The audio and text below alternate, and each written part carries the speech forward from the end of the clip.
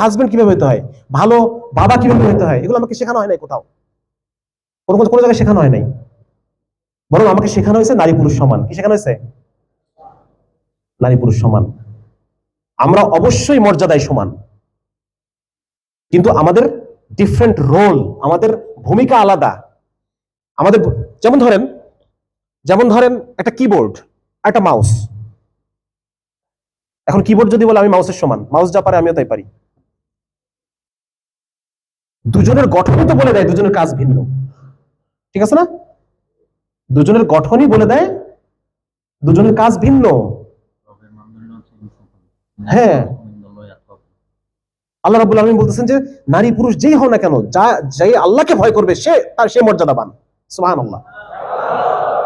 আল্লাহকে যে ভয় করবে, গুনাহ থেকে ফিরে থাকবে, নেক আমল করবে, সে আল্লাহর কাছে মর্যাদাবান হবে। মজার ব্যাপার হচ্ছে এই বিশ্ব আমাকে শেখাইছে নারী এবং পুরুষ সমান। এর পিছনে কি কারণ? কারণ হচ্ছে মেয়েদেরকে দিয়ে তারা ওই কাজ করাবে যেটা একজন পুরুষের করার কথা।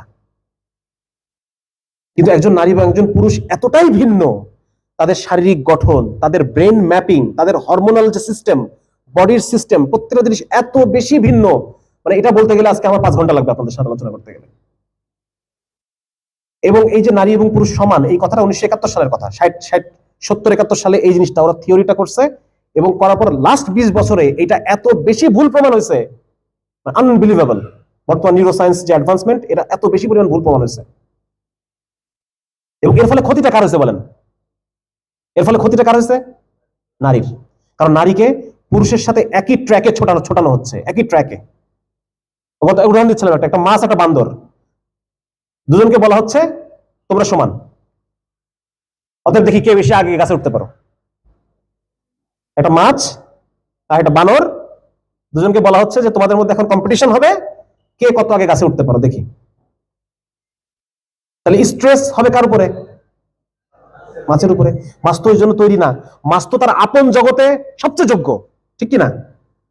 কিন্তু যখনই একজনকে আরেকজনের ট্র্যাকে আনা হচ্ছে, তখন স্ট্রেস তৈরি হচ্ছে তার মধ্যে। এই জন্য এখন মেয়েদের মধ্যে অসুখ বিসুখ এত বেশি, মানসিক সাইকিয়াট্রিক যে ইলনেস গুলো আছে। আগে হার্ট ডিজিজ গুলো শুধু ছেলেদেরই হইতো, এখন মেয়েদের হার্ট ডিজিজ মানে পরিমাণ বেশি, হার্টের অসুখগুলো ওদের বেশি হচ্ছে। তারপর ব্রেন স্ট্রোকের মতো স্ট্রেস থেকে যে অসুখগুলো এগুলো বেশি হচ্ছে, এগুলো সব রিসার্চ।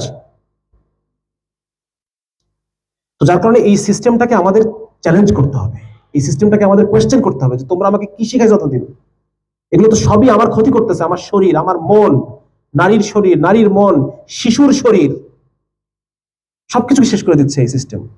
পশ্চিমা বিশ্বে বার্থ রেট কমে গেছে, জন্ম হার কমে গেছে। ওরা যদি এই অবস্থার মধ্যে চলে, আগামী 100 বছরে ওদের বার্থ রেট এত বেশি ফল করবে, কলকারখানাগুলো সব শূন্য হয়ে যাবে, জিরো হয়ে যাবে। এই জন্য এখন ওরা অভিবাসী নিচ্ছে, বিভিন্ন দেশে দেশে যুদ্ধ বাধায়া লিবিয়া থেকে থেকে কি নিচ্ছে, ইমিগ্রেন্টসদেরকে নিচ্ছে কলকারখানায় কাজ করার জন্য। মানে মানবতার জন্য এটা হুমকি, মানব জাতি শেষ হয়ে যাবে যদি ওদের এই প্রেসক্রিপশনে আমরা চলি। অথচ আজকে আমরা দেখতে পাচ্ছি বাংলাদেশে ঠিক ওই প্রেসক্রিপশন আমদানি করা হচ্ছে, হুবহু কপি পেস্ট করা হচ্ছে। পশ্চিমা বিশ্বের যে আইডিওলজি গুলা হুবহু কপি পেস্ট করা, LGBT and other issues, secularism, এগুলা। তাহলে এগুলো আলটিমেটলি আমাকে বেনিফিট দিবে না আমার ক্ষতি করবে? এগুলো ক্ষতি করবে, আমাদের দেহ শেষ করে দিবে, মন শেষ করে দিবে। একটা পুরুষ মানুষের যদি পড়াশোনা ভালো রাখে, ক্যারিয়ার ভালো না হয়, টাকা পয়সা ছাড়া পুরুষ মানুষের কোনো দাম নাই। তো এ যদি প্রেম করে তার ক্যারিয়ারটা সবকিছু নষ্ট করে ফেলে, আলটিমেটলি ডিপ্রেশনে পড়বে। ডিপ্রেশনে পড়লে ও আরো বেটার কাস্টমার হবে ওদের ব্যবসার। ও মদ খাবে, ও ড্রাগস নিবে, আরো ওকে দিয়ে বেশি ব্যবসা করাবে সে, এটা আরো ওদের ব্যবসা বেশি হচ্ছে।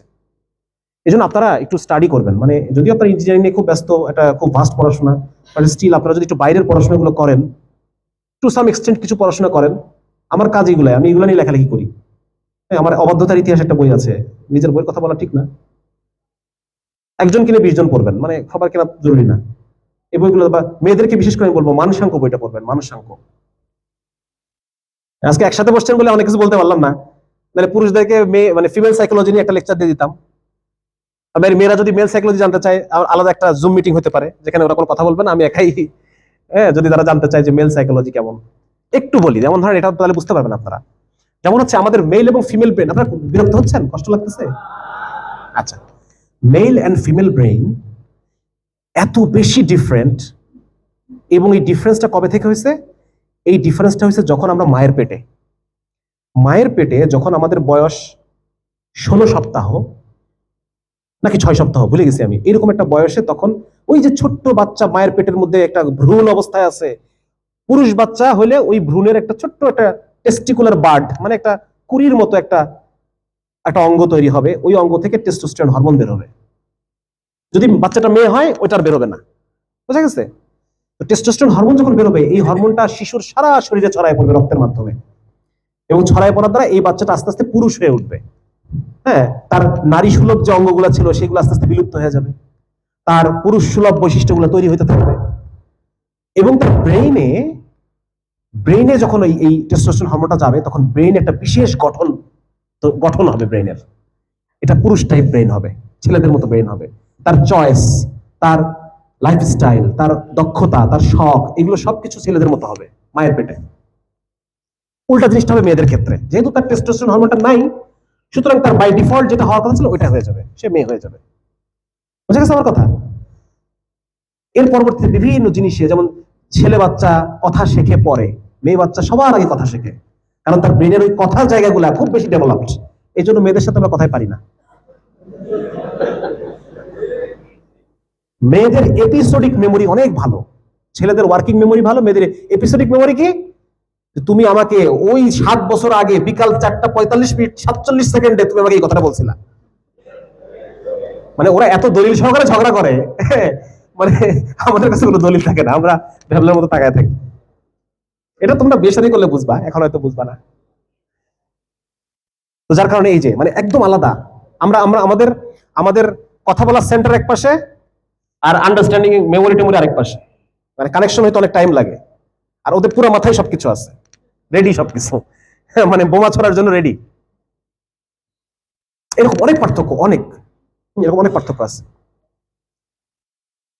যেমন একটা সুন্দর উদাহরণ আছে, যে ধরেন আমরা পুরুষরা ধরেন আমি ল্যাপটপে কাজ করতেছি, খুব মনোযোগ দিয়ে সন্ধ্যা থেকে কাজ করতেছি, তো আমার স্ত্রী আসবে, আসার পর 1 কাপ চা রাখবে, রাখার পরে আমি তাকায় বলবো হ্যাঁ থ্যাংক ইউ, সে চলে যাবে, আমি আবার কাজের মধ্যে ঢুকে গেলাম। কাজ যখন শেষ হবে তখন ঘরে যাওয়ার পর দেখা যাবে সে একদম কেঁদে কুদে বালিশ টালিশ সব ভিজাই ফেলছে। কি ব্যাপার? যে আমি সন্ধ্যা থেকে তোমার জন্য সেজে গুজে আসি, তুমি একবারও তাকাইলে না। মানে ছেলেরা মাল্টিটাস্কিং পারে না, মাল্টিটাস্কিং একসাথে অনেকগুলা কাজ করা, অনেক দিকে খেয়াল রাখা, এটা ছেলেরা পারে না, এটা মেয়েরা পারে। একসাথে বাচ্চা পালতেছে, একসাথে ঘর গোছাচ্ছে, এই করতেছে, তা করতেছে, হাবি জাবি বহুত কাজ একসাথে করে ওরা। মানে তাদেরকে আল্লাহ তাআলা তাদের ব্রেইন বডি সবকিছু এমন ভাবে তৈরি করছেন যেটা, কারণ তাদের তো বাচ্চা পালতে হবে, বাচ্চা পালার জন্য বিশেষ ভাবে মা শিশুর প্রত্যেকটা নড়াচড়া মা টের পায়, আমরা কিন্তু টের পাই না, আমরা সারা রাত নাক ডেকে ঘুমাই। আর ওই বাচ্চার হাতটা আমার পিঠের তলে পড়লো কিনা, চাপা খাইলো কিনা, এটা কিন্তু মার কিন্তু এটা থাকে মাথার মধ্যে, টের পেয়ে যায় সে। মানে বিশেষভাবে তৈরি, ফিমেল ফিমেল সবকিছু খুব বিশেষভাবে তৈরি। কিন্তু এটার মানে এটা এই তৈরিটাই আমাদের বলে দেয় কার রোল কি হবে। পুরুষ মানুষের টেস্টোস্টেরন হরমোন থাকার কারণে ওকে পুরুষকে যত খাটানো যায় সারাদিন, ওর শরীরে কোনো ক্ষতি হবে না, ও খাটতে পারবে। কারণ টেস্টোস্টেরন হরমোনটা হচ্ছে অ্যান্টি স্ট্রেস। আমার উপর যত স্ট্রেস দেওয়া হোক, আমার ভিতরে যদি হরমোনটা থেকে যায়, তাহলে আমার কোনো ও স্ট্রেসকে মানে কম্পেনসেট করবে। আর মেয়েদের যে ইস্ট্রোজেন হরমোন, এই হরমোনটা স্ট্রেসকে আরো এগ্রিভেট করে, আরো বেশি। এজন্য মেয়েরা খুব নাজুক হয়, অল্পতে কাতর হয়, নাজুক হয়। এরকম অনেক আলাপ আছে, এগুলোর আলাপ। মোট কথা এটা যে ভাই আমরা আমাদের নিজের যে আসল রোল, এই রোলটাকে চিনি, তাহলে আমরা দুজনেই সুখী হব। পুরুষও সুখী হবে, নারীও একটা সুখের জীবন পাবে। একই সাথে প্রতিযোগিতার জীবনটা সুখের না, প্রতিযোগিতার জীবনটা সুখের না। একজন নারীর সম্মান, ইজ্জত, মর্যাদা কিসের মধ্যে? শ্রেষ্ঠ নারীকে বলেন তো, কে বলতে পারবে? 4 জন শ্রেষ্ঠ নারী আছে।